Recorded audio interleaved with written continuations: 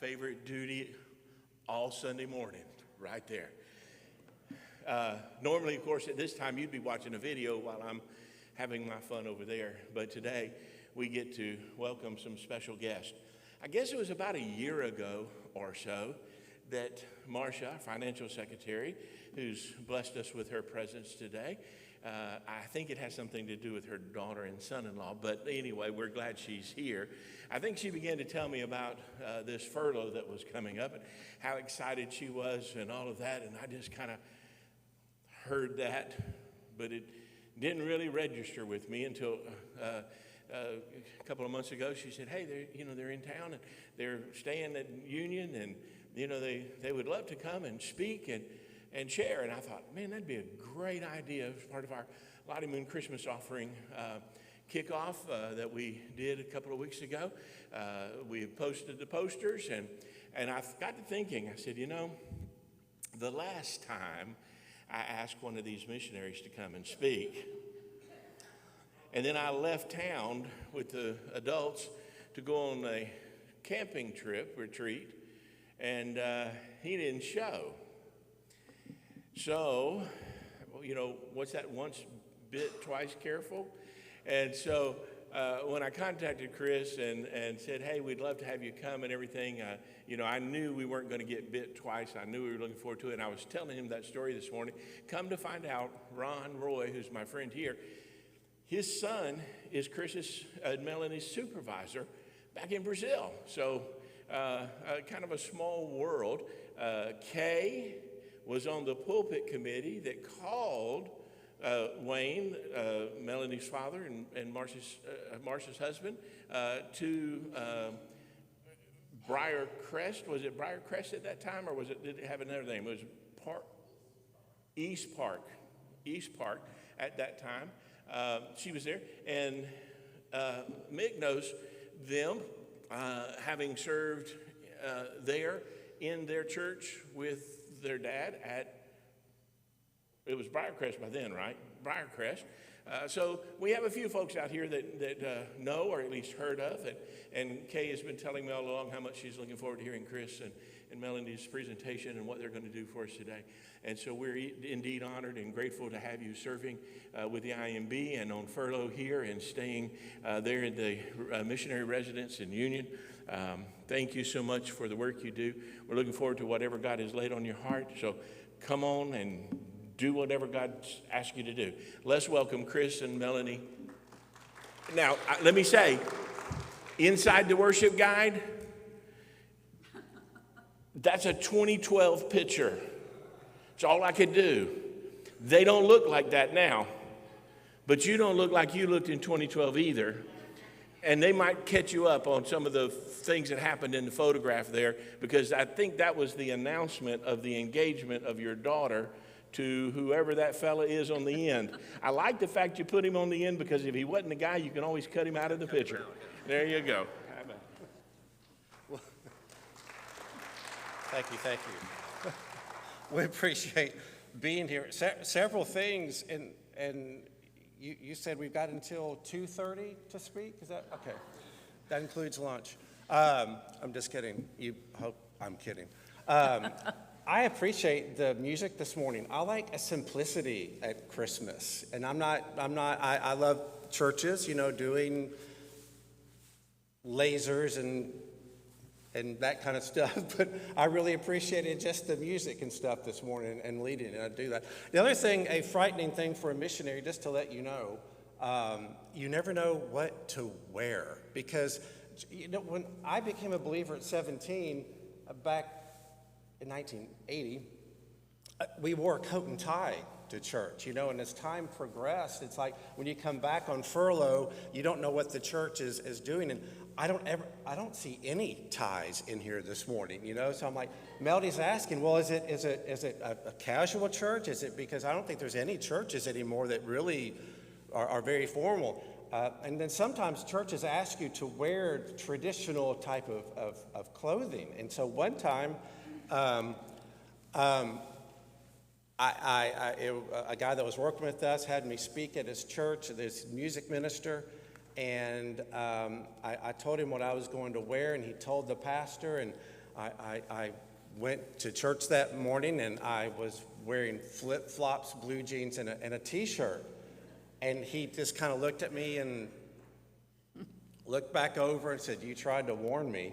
I mean, I guess it's okay for some things, but it's like, that's what we wear, what we wear in Brazil. So, anyway, I hope this is okay.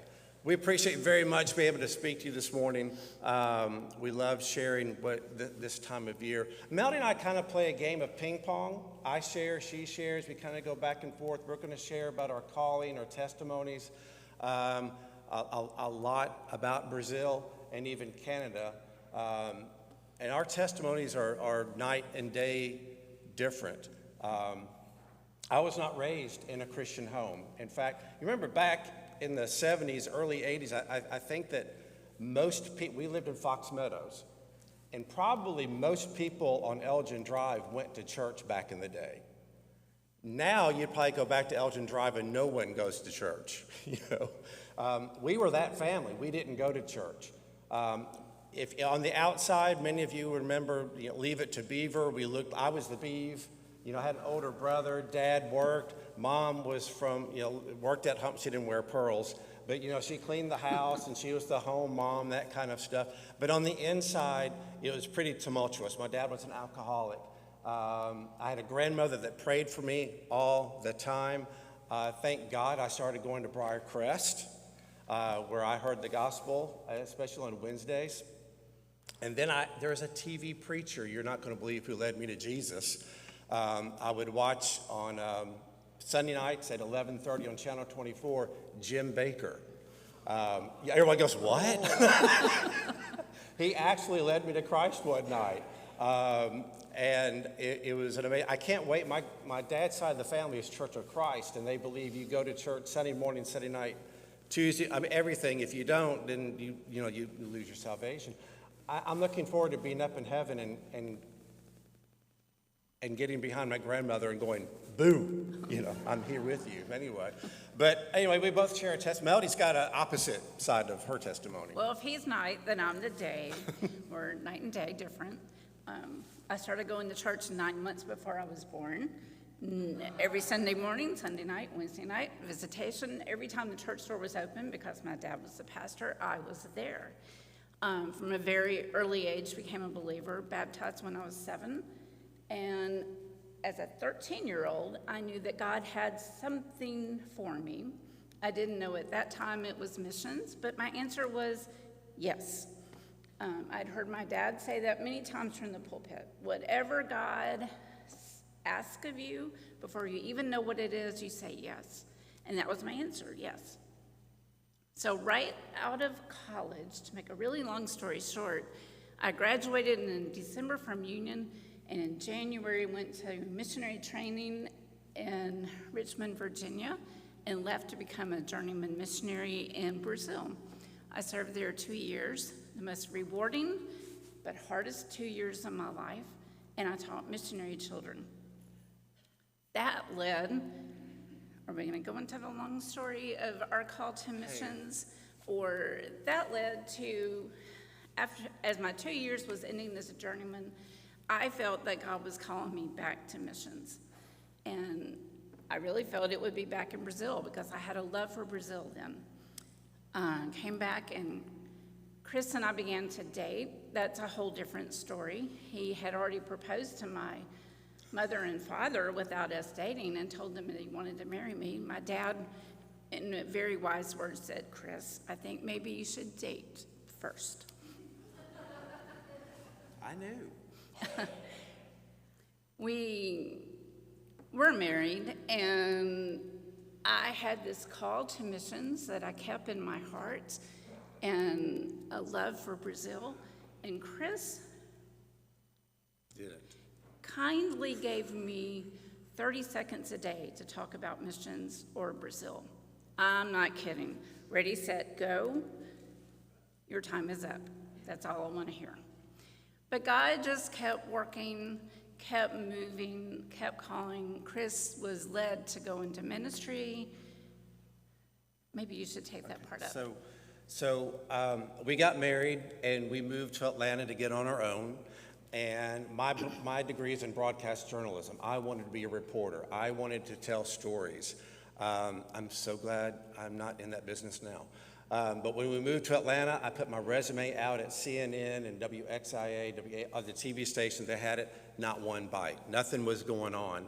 And I found myself in the middle of the night pushing beer, cigarettes, and gasoline at Quick Trip. I'm thinking, what am I doing? I've got this degree from Memphis State, and I'm doing this in the middle of the night? And that's when God's going, I'm trying to get your attention, idiot. You know, he didn't say idiot, but he might as well have. And I felt God was calling us back to leading us back to Memphis. I got a job at a local radio station. Trying to sell airtime at a station, AM station, went off there at 10 p.m. was impossible. And then God kept saying, I want you to go to seminary. Now, I didn't want to go to seminary. I was like, no, I've had enough of that. I went to seminary. Went to Mid-America for a couple of years. I'm not just saying it because she's here, but I had the honor and the privilege to work under Melody's dad as his youth minister there at Briarwood when they moved out to Cordova. And then we were in a couple of other churches. And while we were in Greenville, South Carolina, and then Albertville, Alabama. Do any of y'all heard of, they say Arttville. It's just south of Huntsville, and so it's close enough to NASA. But then you had rocket scientists and chicken farmers in our church. It was a really fun. It was a great, and we're in touch with them all the time, even to this day. But God began getting on my heart about going on the mission field. I was like, oh God, I really love doing youth ministry. We own a house. We're doing well. And I would give her just take 30 seconds, just talk, whatever, get it off your mind. And I remember one night I was saying, well, God, you know, I'm too prideful to bring it up. I feel like we're being led to the mission field, but she's going to have to bring it up.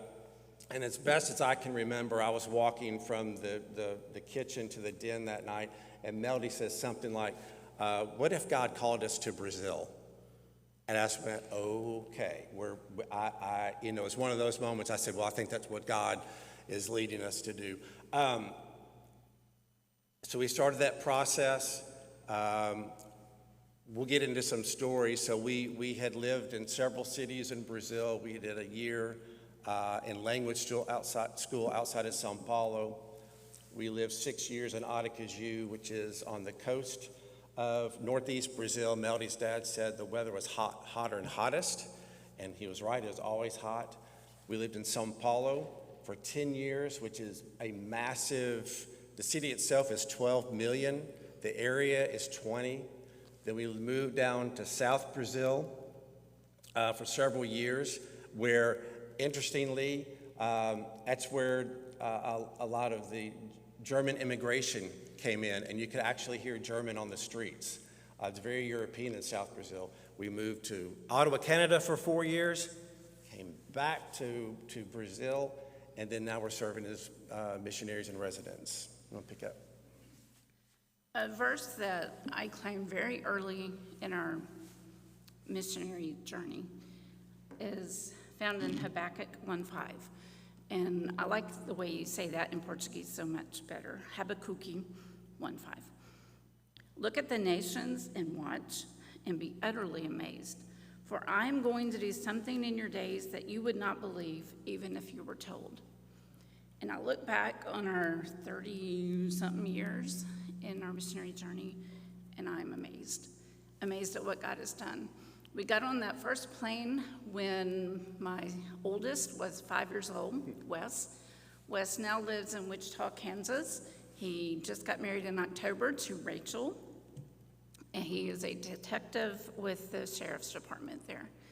Our daughter, Rachel, you got that? We have 2 Rachels. Rachel was 3 when we went to Brazil. She now lives in Chicago with her Brazilian husband, Tiago, who came to know the Lord through our ministry. They have our grandson, Pedro, who's 3. And then our youngest, Michael, we adopted in Brazil. He now lives in Wichita, Kansas with his wife, Rebecca, who's Canadian. Did you pick up? We collect in-laws wherever we live. And they have our granddaughter, Abby, who is a year old, just turned a year old, and are expecting our next grandson in late April. I have a little bit of a different ministry than Chris. Chris is all students all the time. And in 2016, after our oldest two had graduated college, our youngest, we were in Ottawa and had just started school, public school for high school. They contacted me about becoming the TCK educational consultant for the Americas. And what that means is I work with families to keep them on the mission field. Because a big reason that a lot of our families come back to the U.S. is their children, and not being able to find educational resources, or not being able to find a school that fits, or having learning disabilities, and it's just overwhelming when you're on the mission field. So my job is to keep them on the field by becoming their educational consultant. All the MKs, missionary kids, they call me the principal, because I oversee their homeschooling, help them find the curriculum. I find their schools, national schools, where they learn Spanish or Portuguese. I visit them in their international schools to make sure they're doing well. But I cover all the countries from Canada down to the tip of South America. And then about a year ago, I was asked to cover half of Africa. So I have a foot in two parts of the world. It's a really fun job, though, because I see kids that were struggling come to where they're able to read. And I see kids that hated being a MK come to enjoy it. And I see parents that were ready to throw in the towel and give up be able to stay. It's also a little bit heartbreaking because I've seen kids that their needs just can't be met on the mission field because it's difficult. And I have to send them back to the U.S. for a little while and find them support in the U.S. until they're able to come back to the field in a healthy way. It's another fun part of the job that I get to travel and visit these families. I've been on canoes in the Amazon River. I've been in a house where the front yard is in Colombia and the backyard is in Brazil. That's fun. I've been in Africa where I had to stop a meeting with a parent because the monkeys were interrupting. You know, it's just a fun job that I have, but it's really exciting and rewarding.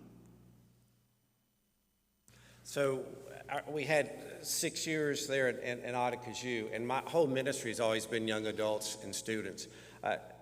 Christmas has also been very different where we live. I remember one Christmas, we had satellite TV, and it was Christmas, and we were watching Al Roker from Rockefeller Center being, really cold, and there we were just like burning up. I remember one night, this was in July, and the season's basically the same in Northeast Brazil, but one night, Melody, our windows are always open, and she said, it's kind of cold, she got a blanket. And she said, go outside and see what the temperature was. It was 80. Our blood had thinned, So then we moved to South Brazil, and it's hot at Christmas, and then it's cold during July. I remember one year we have a house church, and I could see my breath in our house. We didn't have heat, so that's just the way life is. I also remember Santa in Ottacazoo didn't arrive. Well, he came in on a sleigh. But it was more of a jet ski off the Atlantic Ocean. And you'd go to the mall, and there was Santa's helpers very scantily clad. It's just a very different reality of Christmas. And then you go down south, and it's very German and Italian as well, European and all. So we lived there in Ottacazoo for 6 years, and God led us to Sao Paulo. And I remember we were headed toward meetings in Paraguay, and we were in traffic. Now, if you've ever been, traffic doesn't stop. It does stop, but the city doesn't stop. It just goes 24 hours a day. And I remember in traffic telling Melody, don't ever think God's going to call us to this place. 3 weeks after the meeting, God was leading us to move to Sao Paulo. God's kind of funny that way. And I didn't know exactly how were we going to approach ministry. We started what we call Zoe, Z-O-E, a house church based in our home. Zoe is Greek for life. I remember we had a group of young adults with a church plant that I hate to say failed, but it failed. And there's a group of us that didn't know what to do next. And so we started meeting in our house. And we were reading this book, Purpose Driven Church by Rick Warren. And it was like God was saying, hey, Chris, I wrote a book. It's called the Bible. And so we put Rick's book aside and got out the Bible. And we were meeting on Sunday nights. Now in Brazil, the big church is Sunday night. It's not Sunday morning. But the problem, especially with young adults and students, is they've got class the next day. They've got work the next day. And a lot of them don't want to go to church at 7:30 at night and get home by 9:30. So we moved it to Saturday night. Now, it was funny because we would have very few on Sunday night, and we moved it to Saturday night, and we were having between 20 and 40 every single week. It got to the point we started at 6:30, people would come early, and by 10 o'clock, Melody's like, we need to get them to leave because it's time for bed. It was that kind of, because community is everything in Brazil. You're never alone. And the thing is, we taught that church wasn't necessarily a noun, wasn't a place, but church is a verb. Church is someone who we are that goes out. So we did meet on Saturday night for worship. We had music, we had Bible study. We started off with what we called a mesa, the table, and everybody brought food to share. I remember one night, this young man, his name was Michael, not our Michael. In Brazil, they sell sleeves of cookies. It's like 10 to 12 just wrapped up. And he kind of placed it, he didn't want people to see, that's all he brought. Because some people would bring extra stuff. Some people would bring some really good food. And I said, what's wrong? He said, it's all I had. Now, a sleeve of cookies was maybe 50 cents US. He couldn't really afford that. Because you got to understand, he also had to pay for bus fare there and back. He didn't have the money. It was kind of like the widow's mite. It's like she gave all she had. And that's what Michael did that night. I said, Michael, you've given more than anybody else in this room, So we would share, and we would go to almost 10 o'clock. Now, the thing is, the last thing that we would ask in our house church was, where did you see God this week? And we would have non-Christians and Christians, and the testimonies that you would hear that night back and forth, just, I saw God, because we would want you to see not just God on a Saturday night, not just God in specific, but God is work at the little things during the week, and He's also in the big stories as well. And we would share those stories, and then we'd send ourselves out during the week to see ourselves as the church. On Mondays, we did free hugs. Now you think, well, what is that about? There's the Avenida Paulista is the busiest street in all of Latin America. Over 1 million people walk that street every single day. It's kind of like the Times Square of New York, but on steroids. A group of us would meet at 6:30 on Monday nights. We would have these signs that say abraços, which means hugs in Portuguese, and we would just hug people. And people would say, why are you doing this? And that gave us a chance to share Jesus, gave us a chance to share the gospel. Then afterwards, we'd meet at Starbucks down the street and just share what was going on. On Saturdays, we worked in a favela, in a slum. And we worked children's ministry. And it was really cool because maybe some of those students that would never come to church on Saturday night to Zoe at our house would come work in the favela, and we would welcome them. Why? Because they're seeing the gospel at work. They're seeing us do that. And so we would have a ton of people with us on Saturdays. We gave out free sandwiches to homeless. I remember one night we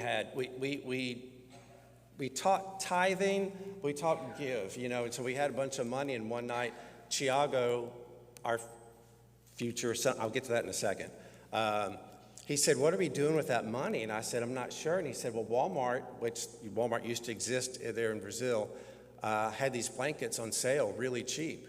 So a group from Zoe went up to Walmart, bought a bunch of blankets, and went out into the city and handed them out to people living on the street. Those type stories. So I compare ministry sometimes, we're playing ping pong, but it's also dominoes. And there was a time we did this thing called Zoe Fest. English is the biggest in, if you will, on campus. It gives us legitimacy on campus. We're able to partner with the languages department because you have people that are fluent in English. And there's also English schools around town, and one was just up the street. And I said, hey, I got to know the director of the school, and we would help them with their classes. And I said, what if we did a big Saturday push, and we used your space, and I had some volunteer teams come in, and so we would have a group of students from the U.S. Come in. They would go hit campuses during the week, and they would invite those students to Zoe Fest that Saturday. Zoe Fest, we had a rock climbing wall, we had a DJ, we had free food. It was just a big party, and we had up to 400 students coming to that. We did it 2 times, 2 years in a row. Well, one afternoon, there was this young man looking, it was basically a 2-story house, and he was looking out the window. We noticed, and he was like, what is this going on? And he started meeting up with somebody from Zoe, and he started coming on Saturday nights, and one night, Melody noticed, he opened the door, and you could just tell the countenance. He was just a different person, and he said that he had become a Christian. Several weeks later, we baptized, I think 6 or 8 in our backyard, and Tiago was one of those. My daughter was one of those as well, so we baptized in our backyard. Well, here's where it gets sticky. A few weeks later, Tiago comes to me and says he wants to date my daughter. And I'm like, well, he has to come ask my permission. That's it. That was just the thing. They don't do that so much in Brazil, much less here. But a lot of families, you want the guy that's going to date your daughter to be a little intimidated. Got that, Dad? And so he asked, and I said, but she's going to Liberty University. She's going to find a doctor or a lawyer and get rich, and we'll be able to live with them, and all this stuff. And it's like, okay. So they dated for a few months. I was fine, and she went off to Liberty. Well, lo and behold, we get a phone call after Christmas or something, I can't remember. And Rachel says she felt led by the Lord to come back and study Liberty online. We're like, you felt led by Tiago to come back and study online. Well, about a year after that, they were married in our house. And the one thing that I told Tiago from that very first meeting when he asked to date Rachel, I said, I just want you to treat her like a lady. And almost every time when I see him, he'll corner me. He'll say, Dad, I'm treating her like a lady. I go, no, you are. So Melody talked about Pedro, who's our first grandson. He's 3. He speaks 2 languages. He'll say 1, 2, 3, 4, 5, 6, 7, 8, 9, and he'll just he doesn't even know it's a second language. And then, do you want to talk about Rebecca, and you want me to keep going? Rebecca. Our daughter-in-law. Well, anyway, we have 3 kids, and so when we lived in Ottawa, we lived there for 4 years. Now, you talk about Christmas different. There was one day that Michael and I walked home from church. It was a literal blizzard. So we go from 100 degrees at Christmas to negative, and snow and stuff. But Michael started attending a youth group there in Ottawa, and he met Rebecca. And they became good friends. We came back on stateside before we moved back to Brazil. So we were in Brazil for 22 years, went to Ottawa for 4, and then came back to Brazil. Well, Michael graduated high school, and then he joined the U.S. Army, and he was in infantry for nearly about 4 years. During that time, he and Rebecca got married. There, he was stationed in Hawaii. I felt led to go visit, so we did. And it was also nice when your daughter worked for an airline and you could get tickets really cheap. They married. We have a Brazilian American, Canadian. a Brazilian American grandson, a Brazilian Canadian, and Michael is American. But Michael's another story. He's our adopted son, but Brazilian, Canadian, Hawaiian granddaughter, and like I said, it's dominoes. And I keep wondering. I keep going back. And I'm not building ourselves up, but when you give to Lottie Moon, this is the one time of year, one offering on nearly 4,000 missionaries. And I'm not saying this stuff, well, a lot of this stuff couldn't happen if we didn't go, but I look at it and go, if we didn't go, how much our family dynamic would have been different. How many lives, because we had teams, because we had individuals that came down. There's a program called Hands On. It's a semester program, and it's when you come for a week, you kind of fall in love. You go, oh, I could do this all the time. And then if you come down for a semester, you live with we had 2 live with Canadian families, but then we had 31 at different semesters, different groups live with Brazilian families. So you get immersed into the culture. And I tell our hands-on students that come and work with us for a semester, they'll say, well, what's your ultimate goal? And I'll say, for you to cry. And they'll say for me to cry, and go, because you're going to be so immersed that you don't want to leave. Well, one afternoon, I had a group, and we did free hugs there on campus at Unicinos University. And Americans, we do the little side hug. We do that, kind of like the there kind of thing. Well, Brazilians go in for the hug. I mean, it's a hug. So I had the group of Americans there on campus, and they're like, free hugs, here we are. And I said, so this young man, Bruno, came up, and I said, hey, Stuart, go hug Bruno. And Stuart's like, can I just say hi? I'm like, no, go hug him, and he goes up and they hug, and they eventually they swap phone numbers and stuff, and they start meeting up. Stuart's group, that group of volunteers leaves. Bruno and I start meeting up weekly. He's not a believer. Another group comes in, and Gabby become friends. They weren't dating, they assure me, but I get this, Gabby's group leaves, and I get this phone call several weeks later. She calls me supervisor. She said, I need to tell you something. We weren't dating at the time, but we're now dating. And I said, Gabby, he's in Brazil and you're in Denver. And that's technology. And it wasn't that long later, Bruno came to Christ, and I was asked to do their wedding there in Colorado. And they have a daughter, and her name is Zoe. So we could tell story after story after story about things like that. Ping pong. I can keep talking. Ping pong, remember? Goes back and forth.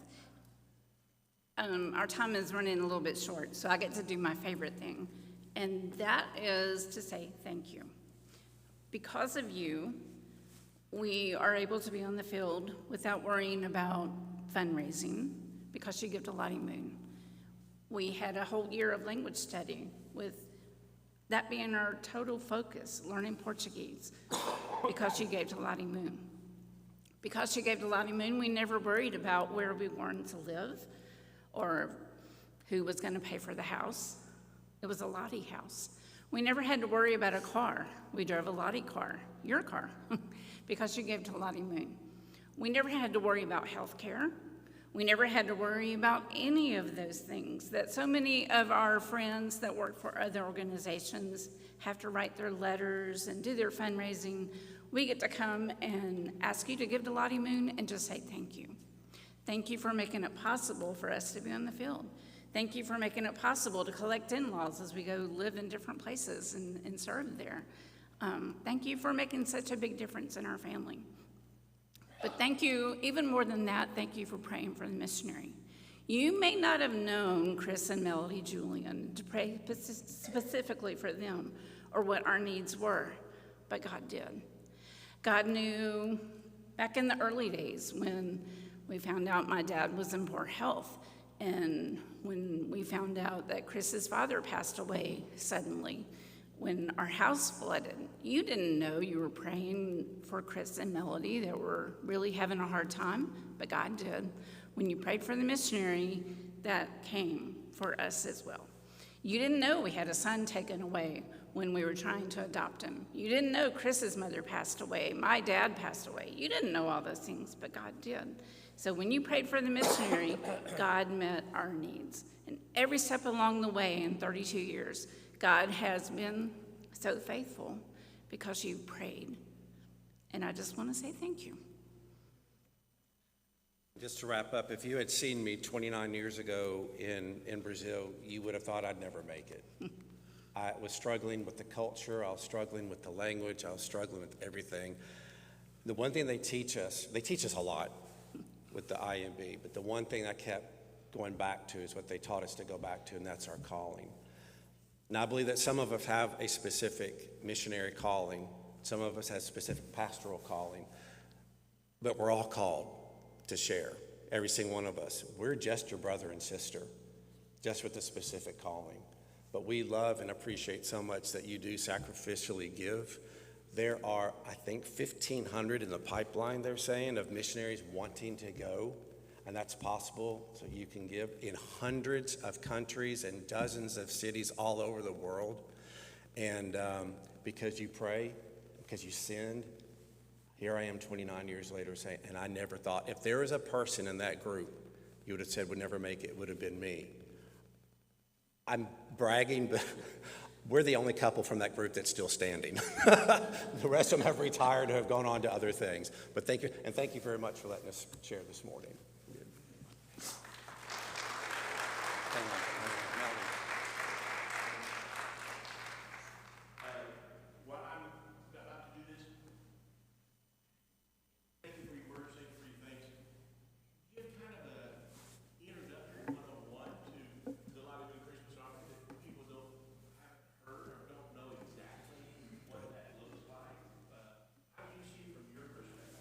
From my perspective, to begin at the very beginning, Lottie Moon was one of the first single missionaries in China and gave her life, and that's why it's called Lottie Moon Christmas Offering. But Lottie Moon Christmas Offering, 100% of that offering goes overseas. None of it stays to support IMB Richmond offices, or 100% goes overseas to missionary work. I really like to share that 4% of what you give goes to support our TCKs, Third Culture Kids, which is our code name for MKs because we can't call missionary kids that in many countries. 4% of what you give goes to their education and goes to buy homeschool curriculum and pays tuition and allows them to go on field trips when they're in the U.S. But Lottie Moon, it pays our cars, our houses, our salary, our health care, everything that we need to be on the field is supplied by Lottie Moon.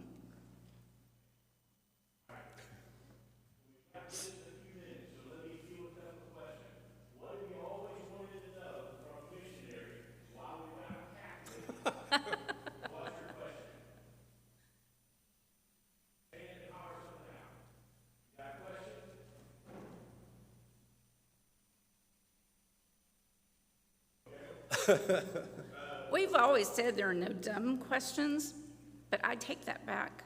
My daughter and I were speaking at a acting camp out at Camp Cordova, back when that was a thing. And one of the sweet young ladies raised her hand because Rachel shared one thing she really missed with Dr. Pepper. And she said, Miss Melody, if I send a Dr. Pepper to your daughter, will it still be cold when it gets there? There are a few dumb questions, but not many. Not from you. Not from you. There's one.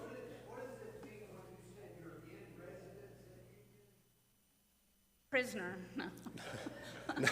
No, Union has a program now. They're inviting missionaries who are on furlough.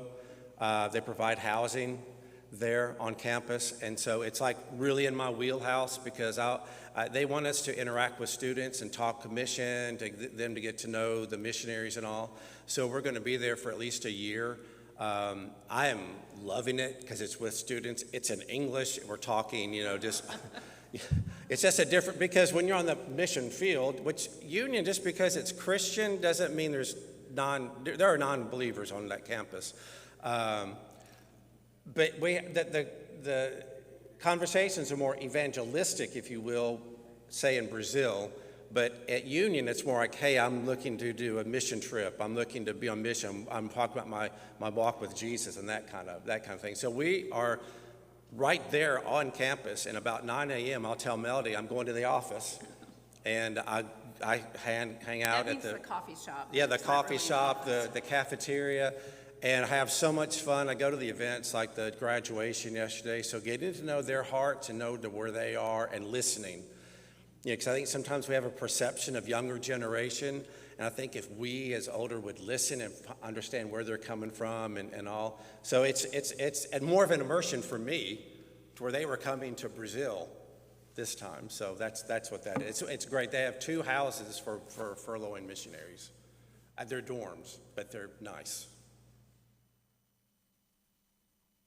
A lot of folks believe as a missionary, you just kind of throw a dart at the world map and it hits, and that's where God calls you, and you go and you stay and you never leave. They've heard you say Brazil, Canada, Brazil. Give me a quick walkthrough about the changes, whether it's volunteer or we've had folks in this say, we were told you cannot minister here anymore, you've got to go and have to pick another part of the world. What's that like from your perspective? I have some very dear friends that have been in Colombia for years, had a very fruitful ministry in Colombia. Everything was going well, but the government decided not to renew visas and made it very difficult. So those families were displaced and had to find new places to serve, or had to go back to the U.S. for a year and then try again to get back into Colombia. One decided the best way to do that would be to have a baby in Colombia, and that guaranteed they could stay in Colombia. For us, we moved because educational needs of my youngest child, and the IMB graciously gave us the choice to be able to go to Canada and meet his educational needs, and then return to Brazil after he graduated from high school. So we have always said we are called to a person and not a place. Brazil's it's home to us, and we love Brazil, but we are called to a person, and that's God the Father, and wherever he leads, that's where we go. He's just been very gracious to allow us to be in Brazil. What languages do y'all speak? Well, very fluently English, semi-fluently Portuguese, and I'm learning Spanish because I travel to a lot of Spanish-speaking countries. So I'm on Duolingo every day trying to get that up to par so I don't have any problem in a taxi or a restaurant. But English and Portuguese, Yeah. yeah. A lot of people, they ask, well, how's your Spanish? And they go, okay, Brazil doesn't speak, it's Portuguese. It's a common thought.